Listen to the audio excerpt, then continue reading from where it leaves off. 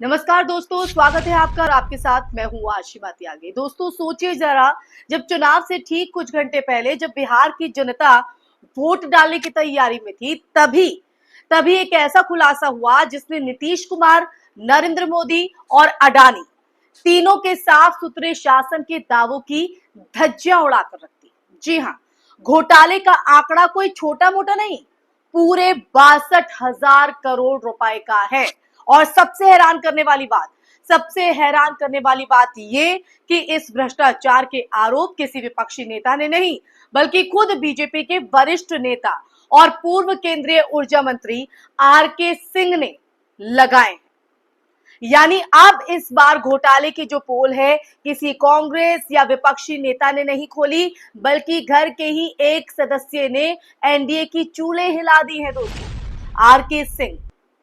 Are के सिंह का वो बयान, जिन्होंने सीधे सीधे ये आरोप लगाए हैं कि बिहार की नीतीश मोदी सरकार ने अडानी पावर लिमिटेड के साथ मिलकर जनता के पैसे से एक महा घोटाला किया है। महा घोटाला। उन्होंने ये भी बताया कि बिहार सरकार ने अडानी से 25 सालों के लिए बिजली खरीदने का करार किया, लेकिन उस बिजली की दर को जानकर हर नागरिक दंग रह जाएगा। 6 रुपए प्रति यूनिट से ज्यादा। जी हाँ, आपने इमेजिन भी नहीं किया होगा। वही बिजली जिसे अन्य कंपनियां 3 से 4 रुपए में दे रही थी, यानी सीधी भाषा में कहा जाए तो जनता के टैक्स के पैसे से अडानी को 2 गुनी कीमत पर बिजली खरीदने का ठेका दिया गया है, वो भी अगले 25 सालों के लिए। ये वो खुलासा है जो हर किसी को सकते में और हैरानी में डाल रहा है। अब जरा सोचिए, एक राज्य जहां आज भी हजारों गांव में रोजाना बिजली नहीं आती, वहां सरकार ने एक कारोबारी दोस्त के लिए अरबों खरबों का सौदा क्यों किया? और ये सौदा भी चुनाव से कुछ महीने पहले क्यों फाइनल हुआ? ये संयोग नहीं है, ये स्ट्रैटेजी है। आर के सिंह का ये आरोप इसलिए है और भी कहीं ना कहीं वो भारी हो जाता है दोस्तों, क्योंकि वो 2017 से 2024 तक मोदी सरकार में बिजली मंत्री रह चुके हैं, यानी इस डील के हर पहलू को अंदर से जानते हैं। उनके शब्दों में इस डील की जांच सीबीआई से होनी चाहिए। ये बयान कोई साधारण राजनीतिक हमला नहीं, बल्कि एनडीए के भीतर चल रही गहरी अडानी एंजाइटी का इशारा है। इसलिए आर के सिंह के इस बयान का जिक्र मैंने अपनी चर्चा की शुरुआत में किया। दरअसल पिछले कुछ सालों में मोदी अडानी की साझेदारी ने जितना राजनीतिक फायदा दिया, उतना ही अब ये बोझ बनती जा रही है।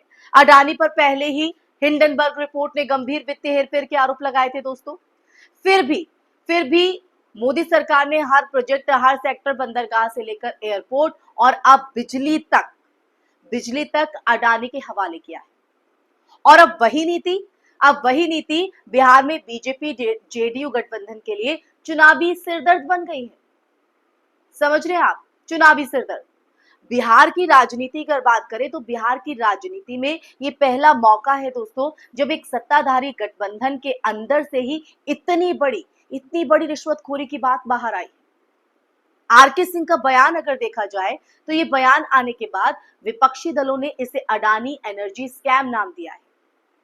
कांग्रेस ने इस संदर्भ में ट्वीट भी किया है और कहा है कि अब जब बीजेपी का मंत्री ही मोदी अडानी की साठगांठ उजागर कर रहा है, तो सीबीआई को चुप क्यों रखा गया है? आरजेडी और इंडिया गठबंधन ने भी इसे जनता से धोखा बताते हुए मांग की है कि अगर मोदी सरकार में सचमुच पारदर्शिता है, तो इस डील की हर शर्त और भुगतान का जो विवरण है वो सार्वजनिक किया जाए। ये मांग यहां पर रखी गई है। लेकिन असल सवाल ये है दोस्तों, कि क्या सीबीआई वाकई जांच करेगी या फिर वही पुराना स्क्रिप्ट जो है वो दोहराया जाएगा, वो चलता नजर आएगा। विपक्ष पर रेड और सत्ताधारी गठबंधन के ऊपर सन्नाटा, क्योंकि अनुभव यही बताता है कि जब भी बात अडानी की आती है, सरकार के सारे जांच तंत्र पॉलिटिकल सेफ्टी मोड में चले जाते हैं।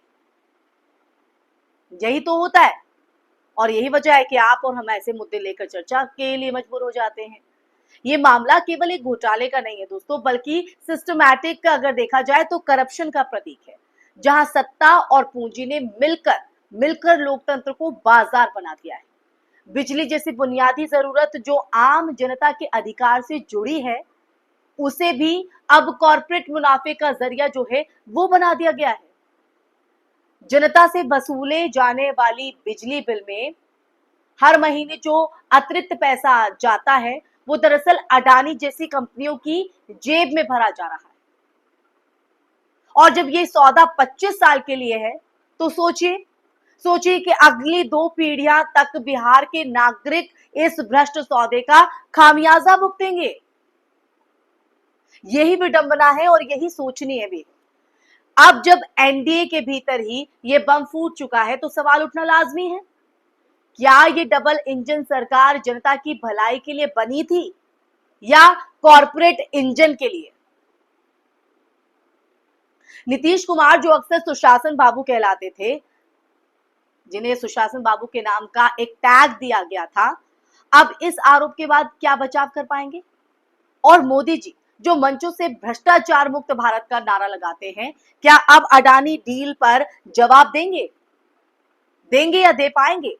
सच यही है दोस्तों कि जब सत्ता और उद्योगपति के बीच की जो दीवार है वो जब टूट जाती है ना, तो लोकतंत्र कमजोर होता है।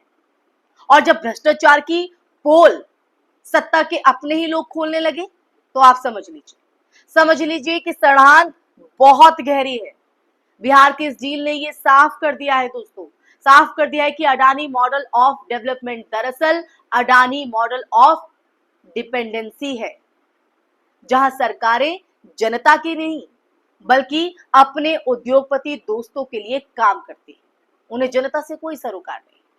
और आज की इस चर्चा के अंत में आप याद रखिए दोस्तों, इसे जहन में बिठा लीजिए कि घोटाले तब खत्म नहीं होते जब मीडिया उन्हें दबा देता है, बल्कि तब जब जनता उन्हें याद रखती है, सवाल करती है। इसलिए अगली बार जब कोई डबल इंजन कहे तो जरूर पूछिएगा कि इंजन चल रहा है जनता के लिए या फिर अडानी के लिए।